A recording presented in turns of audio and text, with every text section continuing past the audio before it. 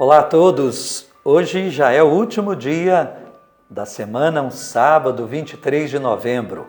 E a gente está aqui para juntos ouvirmos Deus falar com a gente pela palavra lugar do encontro privilegiado.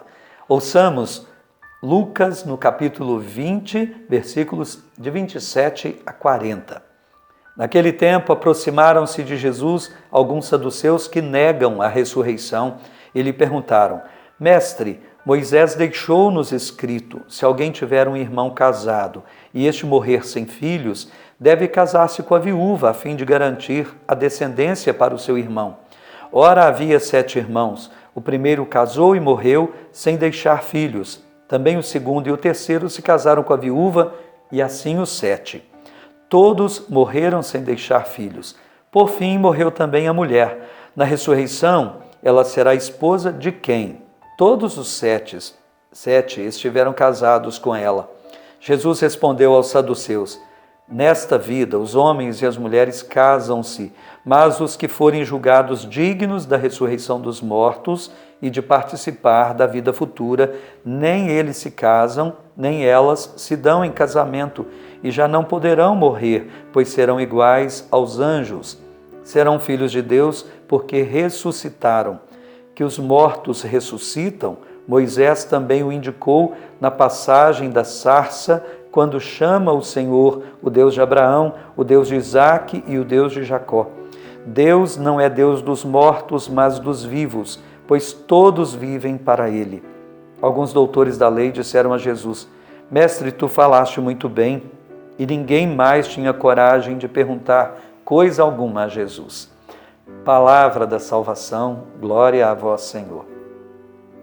Essa palavra é muito importante para nós, um esclarecimento sobre a vida após a morte. Ressurreição é o que o cristão crê. Ele não crê em outras possibilidades, ele crê na ressurreição. Morreu, e aí Jesus disse: após a morte é ressurreição, e os que forem julgados para a vida eterna, participar da vida eterna por meio da ressurreição. Não há outras possibilidades na fala de Jesus. Então, primeiro ponto para nós, a ressurreição, clareza do destino de todos após a morte. Segundo, no que consiste a ressurreição? Os saduceus, diferentemente dos fariseus, não acreditavam na ressurreição e ridicularizavam os fariseus. Pensaram que podiam também fazer gozação. Jesus acreditava na ressurreição, ensinava a ressurreição, então propuseram esse caso ridículo da mulher que teve a infelicidade de ver 7 maridos mortos.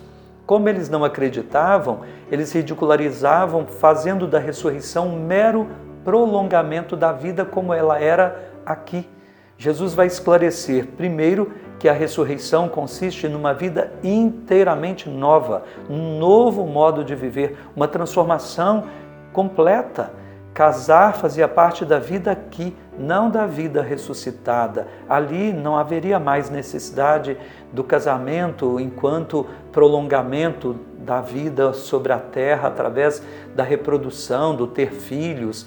Viveriam como anjos, diferente, é espírito, claro, um corpo ressuscitado, mas de forma espiritual, completamente nova. Coitados, eles não tinham noção do que estavam falando e Jesus agora esclarece a todos. Segundo, acontece que Jesus vai dizer então no que consiste também a ressurreição, porque eles não acreditavam que Deus fosse Deus da vida. Ele vai dizer: Deus não pode ser uma divindade ligada à morte. Imaginem no que vocês estão fazendo Deus ser. Deus é Deus da vida, criou a vida e permanece Senhor da vida. Se a vida não ressuscita, ele se transforma em Deus da morte. Por isso ele vai lembrar um episódio muito importante, quando Moisés, em quem eles acreditavam piamente, Moisés era o suprassumo da fé para o saduceu.